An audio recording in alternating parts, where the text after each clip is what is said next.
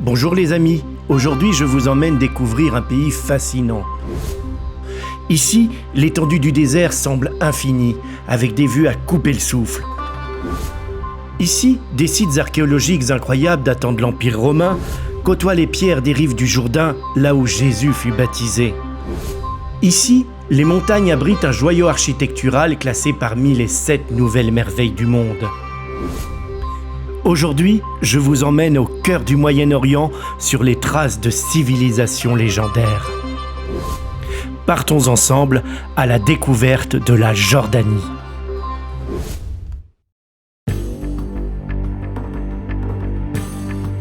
Bienvenue dans l'une des destinations les plus spectaculaires du Moyen-Orient à la découverte de Jerash, cette cité antique extraordinaire nichée au nord de la Jordanie.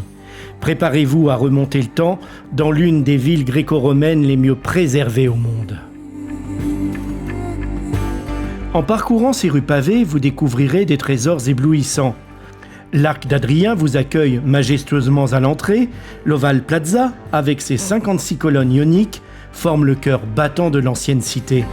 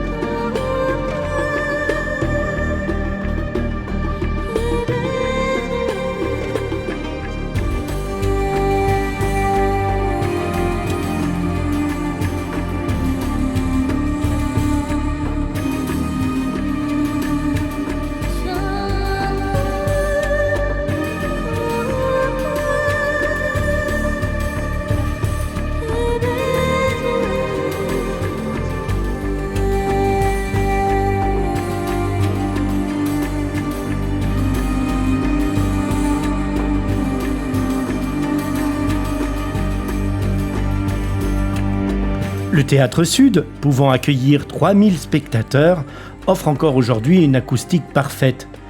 Sans oublier le spectaculaire Cardo Maximus, cette avenue colonnée longue de 800 mètres qui traverse toute la ville.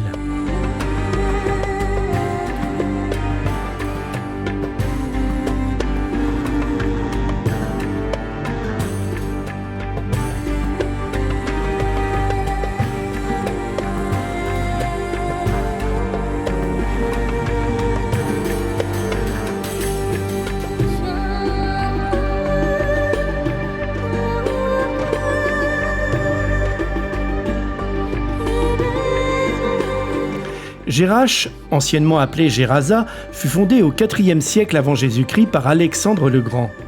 Cette cité prospère de la Décapole, une ligue de 10 villes, a connu son âge d'or sous l'Empire romain. Abandonnée après plusieurs tremblements de terre au 8e siècle, elle est restée ensevelie sous le sable pendant des siècles, ce qui explique son état de conservation exceptionnel.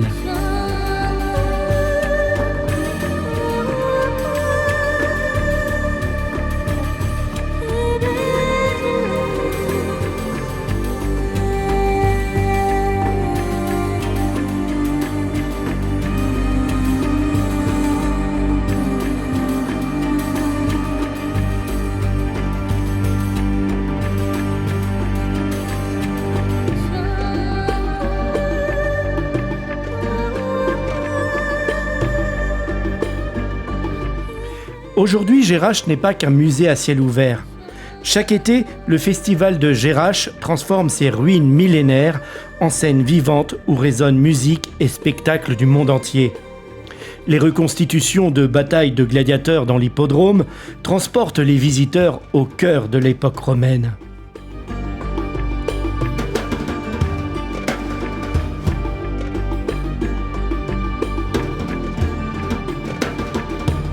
Jerash représente bien plus qu'un simple site archéologique. C'est un voyage dans le temps, un témoignage vivant de la grandeur des civilisations passées. Une destination incontournable qui vous laissera des souvenirs impérissables.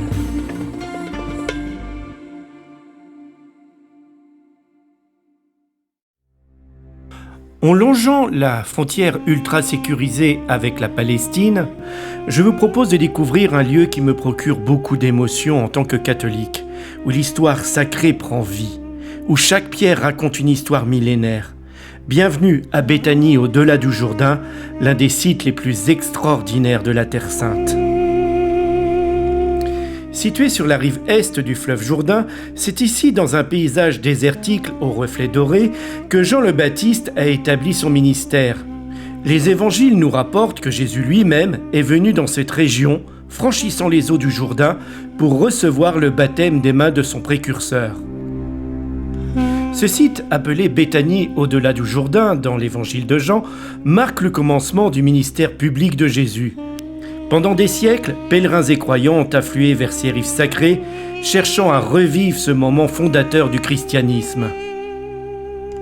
Les fouilles archéologiques récentes ont révélé les vestiges de plusieurs églises byzantines, des bassins baptismaux et des installations monastiques. Ces découvertes confirment l'importance de ce lieu dans les premiers siècles du christianisme. Aujourd'hui, classé au patrimoine mondial de l'UNESCO, Béthanie au-delà du Jourdain continue d'attirer des milliers de visiteurs du monde entier. Dans le silence du désert jordanien résonne encore l'écho de cette rencontre divine qui a changé le cours de l'histoire. Un lieu où le ciel et la terre se sont touchés, où l'éternité a rencontré le temps. Juste derrière cette rivière et ce lieu si paisible, ce sont les territoires palestiniens, où malheureusement la folie des hommes dessine des destins particulièrement tragiques.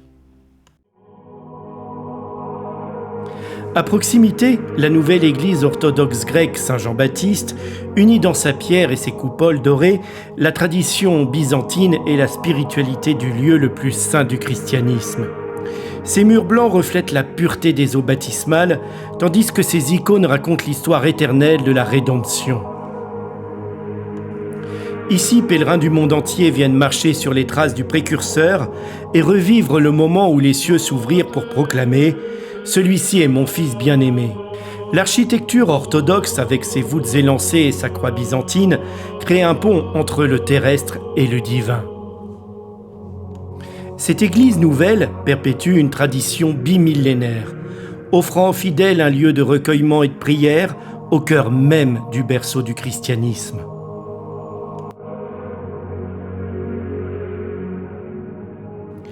Avant de repartir, n'hésitez pas à visiter le petit musée proposant une collection issue des fouilles archéologiques ainsi que de nombreux objets liturgiques.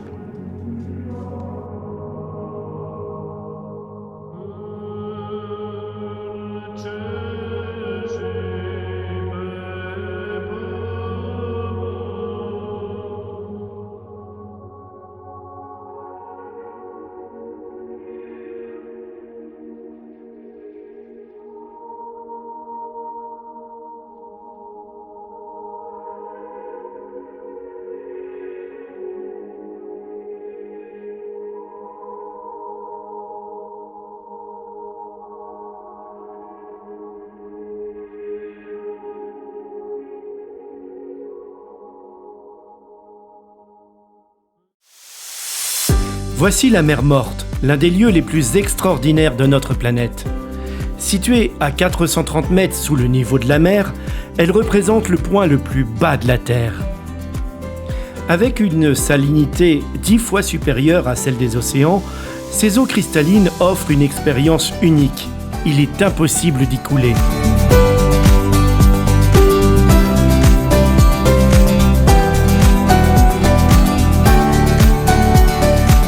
Je décide de tenter l'expérience en me rendant dans un des complexes hôteliers pour profiter de leurs installations.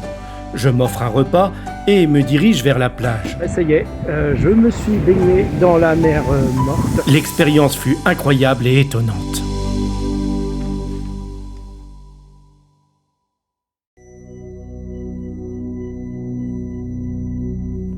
À présent, direction au cœur du désert jordanien. Nous vous emmenons pour 3 jours inoubliables dans le majestueux Wadi Rum, accompagnés par Wadi Rum Bedouin Friends, directement depuis leur maison des guides.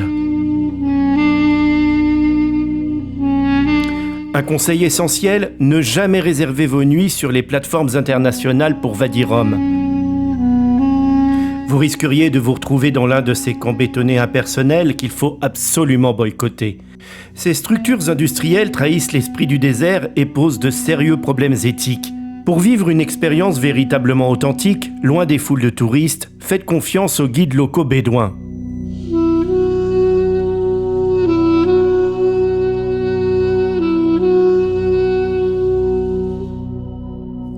Notre expédition débute en fin d'après-midi, quand le soleil commence à caresser les formations rocheuses spectaculaires du Wadi Rum.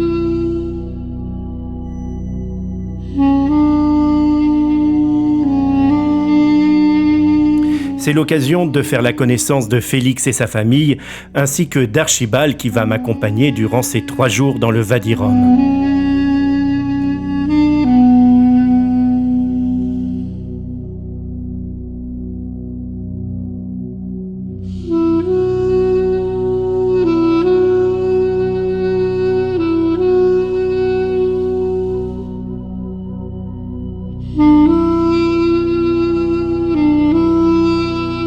Dès le premier soir, nous partageons un repas traditionnel autour du feu avec nos 2 guides bédouins, gardiens des secrets ancestraux de ce désert mythique.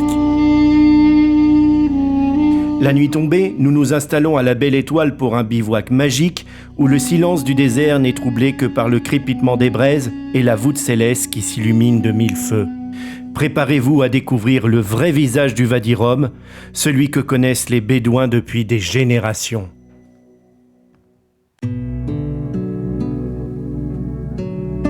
Le soleil se lève lentement sur les formations rocheuses monumentales du Wadi Rum, teignant le sable d'un rouge profond qui semble venir d'une autre planète. Je me réveille lentement en admirant le paysage qui m'entoure. C'est notre 2e jour dans ce désert mythique de Jordanie, et déjà mon corps s'habitue au rythme ancestral de cette terre sacrée.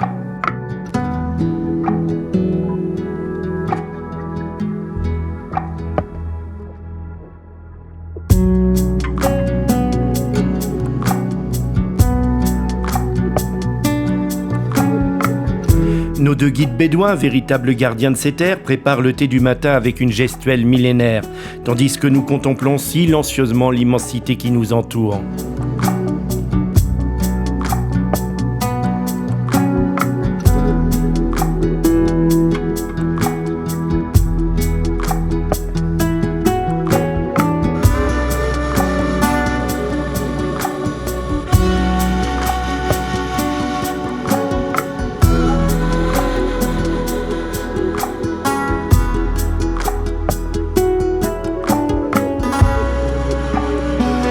Le temps que le petit déjeuner se prépare, nous partons explorer les environs du campement.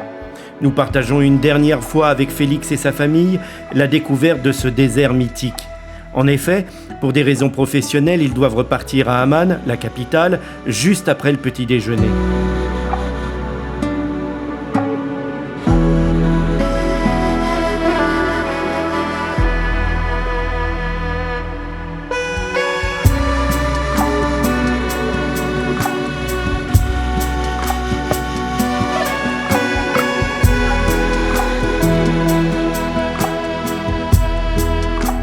Nous retournons au campement et dégustons un délicieux petit déjeuner préparé par nos 2 guides bédouins.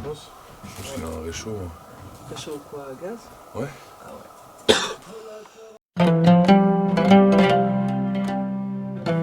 Direction notre premier lieu de randonnée où nous reprenons notre marche à travers ce labyrinthe naturel de canyons et d'arches sculptées par des millions d'années d'érosion. Le désert révèle ses secrets à ceux qui savent l'écouter. Chaque trace dans le sable raconte une histoire. Le passage nocturne d'un renard des sables ou bien encore la danse d'un lézard au soleil levant.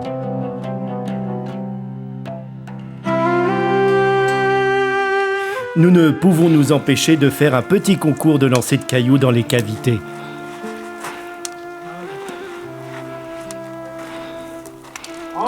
Wow, bravo! Ah, presque. Ah, bravo!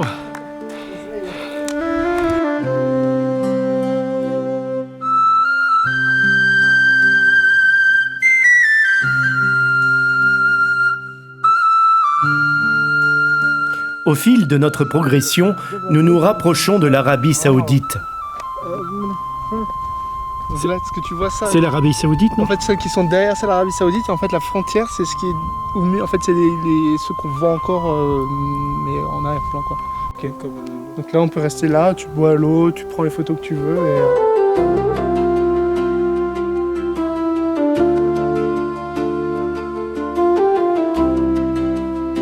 Nos guides connaissent l'art millénaire de la navigation dans le désert. Pas de GPS ici, mais une lecture ancestrale du paysage. La forme des dunes, la couleur du sable, la position des étoiles gravées dans leur mémoire depuis l'enfance. Ils nous racontent leur enfance et les jeux dans ce paradis à ciel ouvert. Au fil des années, ils ont appris à connaître chaque recoin de ce désert et nous emmènent dans cette découverte qui nous émerveille à chacun de nos pas.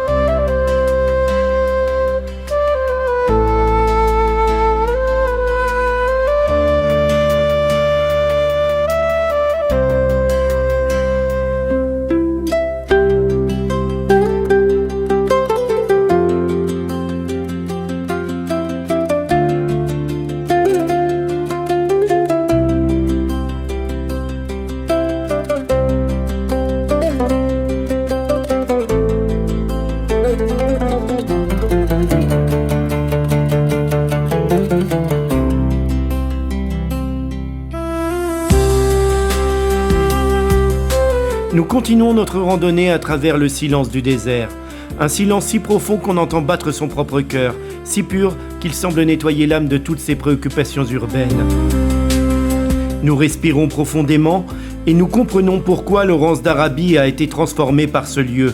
Il y a quelque chose de mystique ici, quelque chose qui dépasse l'entendement.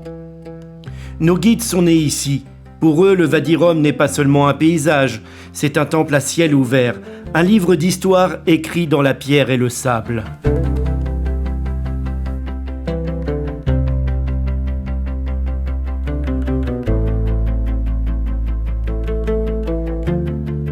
C'est l'occasion également de laisser notre empreinte sur la roche, à l'ancienne, sans dégradation évidemment.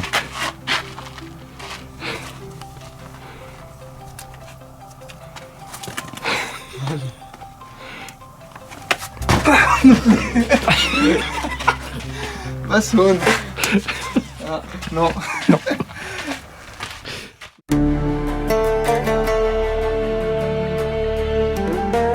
Nous repartons pour découvrir de nouvelles facettes du désert, lieu de tournage de nombreux films comme Laurence d'Arabie ou bien encore Star Wars.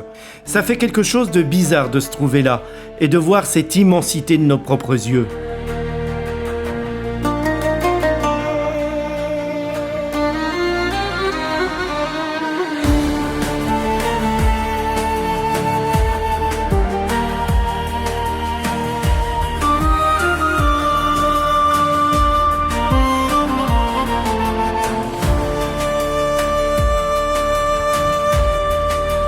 Nous prenons de la hauteur en atteignant le sommet d'une dune et nous admirons une nouvelle fois le paysage qui nous entoure.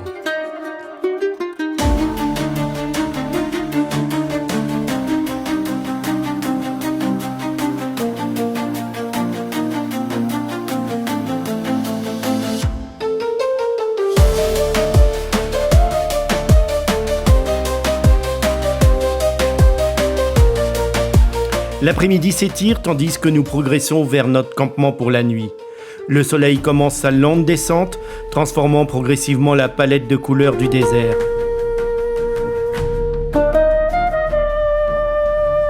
Nous arrivons tranquillement vers notre campement abrité par les cavités naturelles. Demain sera notre dernier jour, mais nous savons déjà que le Wadi Rum restera à jamais gravé dans nos cœurs. Comme le dit le proverbe, le désert ne vous quitte jamais vraiment une fois qu'il vous a touché. À proximité du campement, nous admirons un magnifique coucher de soleil.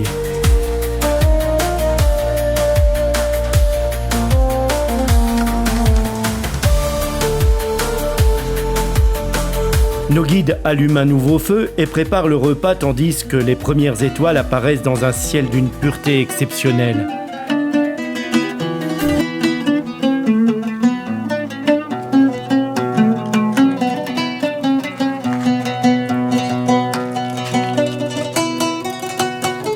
Après le repas, nos guides nous ont réservé une petite surprise à la nuit tombée.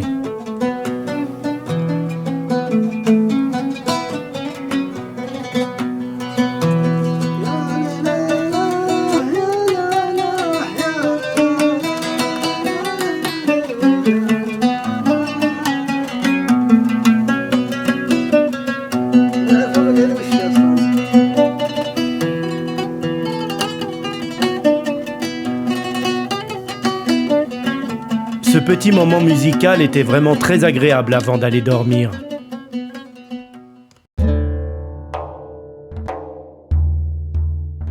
Le soleil se lève une dernière fois sur les formations rocheuses du Wadi Rum. C'est notre 3e et dernier jour dans ce désert extraordinaire de Jordanie, surnommé la vallée de la Lune.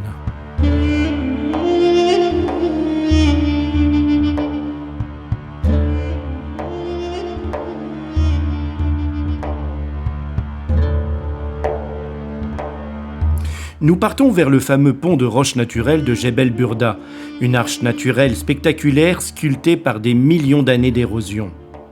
Du sommet, la vue à 360 degrés sur le Wadi Rum est à couper le souffle. Les formations rocheuses s'étendent à perte de vue, créant un labyrinthe naturel de canyons, d'arches et de piliers de grès.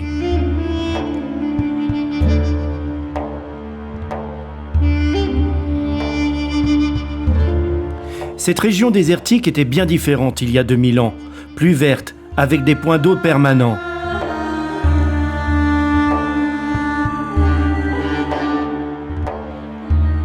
Le silence du désert est saisissant, interrompu seulement par le crissement de nos pas sur le sable et les explications passionnées de nos guides.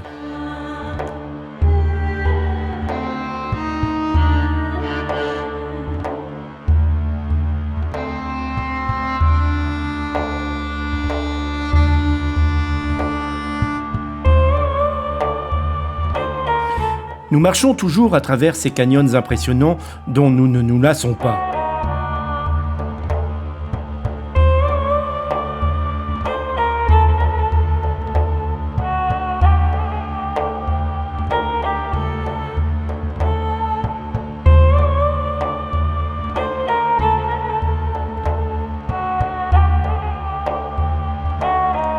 Nous avons beaucoup de chance car d'après Archibald, la semaine précédente, la météo n'était pas au rendez-vous dans le Wadi Rum où il faisait un froid glacial.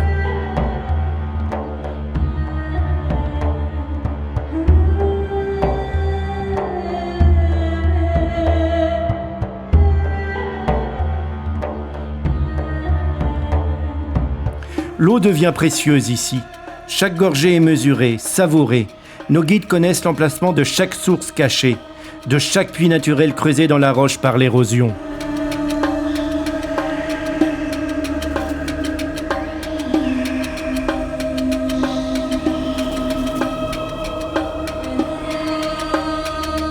Ce dernier jour de randonnée nous émerveille, et en nous dirigeant tranquillement vers le lieu de déjeuner, je discute avec Archibald avec qui je me suis lié d'amitié.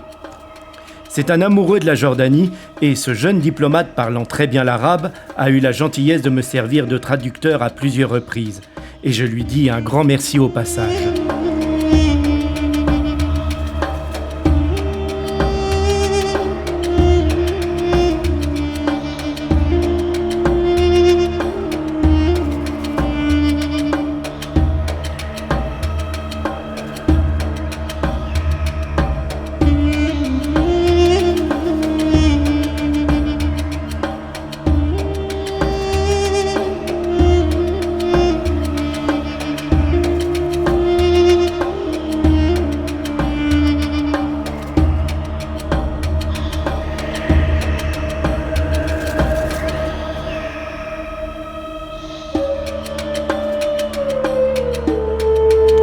Après cette marche des plus agréables, nous atteignions enfin notre lieu de déjeuner.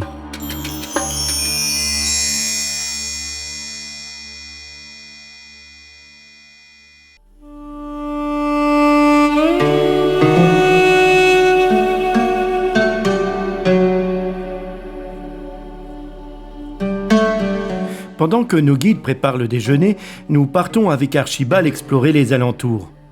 Comme vous le voyez, je boite. Manque de chance, je sors d'une crise de goutte rendant la marche douloureuse. Nous apercevons un canyon au loin et nous ne pouvons nous empêcher d'y aller. Nous ne le regrettons pas, car les vues sont époustouflantes. Le repas est prêt et nos guides nous appellent pour les rejoindre déguster un délicieux repas.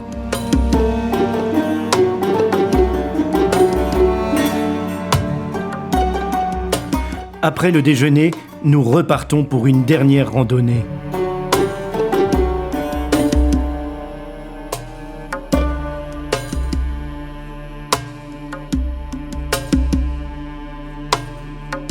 Durant le parcours, nous testons la friabilité de la roche. Vas-y. Ah ouais. Putain, comment ça s'effrite le truc? Les liens ensemble. Vas-y. C'est comme du chou. Ah, putain. Ouais, c'est hyper friable en fait.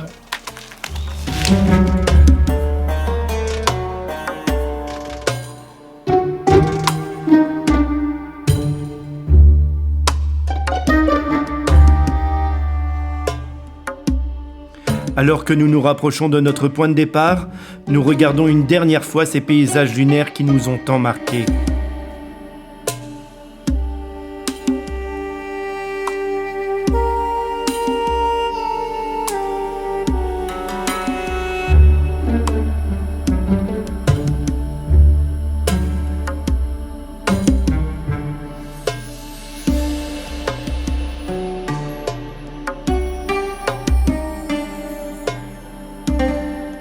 Les enseignements de nos guides, la sagesse millénaire du peuple bédouin et la beauté brute de ce désert resteront gravés dans nos mémoires.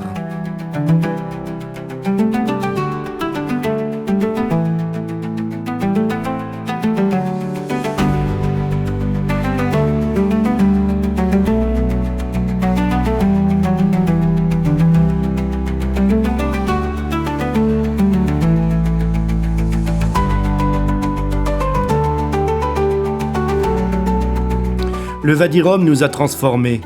Nous repartons avec plus que des souvenirs, une nouvelle perception du temps, de l'espace et de notre place dans l'immensité de l'univers.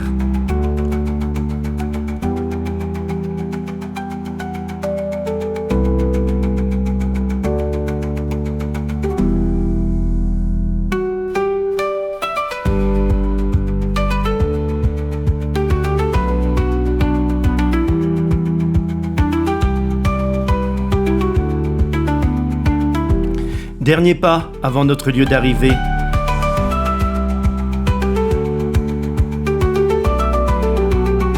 Une dernière fois, nous buvons le thé traditionnel dans un rituel qui nous est maintenant familier. Archibald entame une dernière escalade, puis le temps de nous séparer arrive.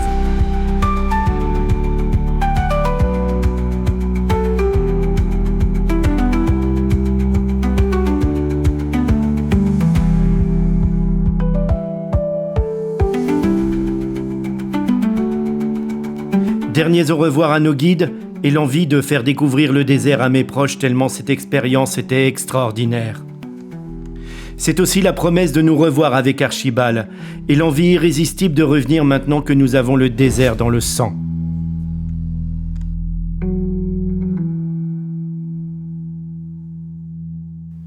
Dans la deuxième partie, nous découvrirons l'incroyable cité de Pétra, le mont Nebo, là où Moïse a contemplé la Terre Sainte. Nous plongerons à Aqaba et ses massifs coralliens. Et enfin, nous découvrirons Amman, la capitale. À bientôt.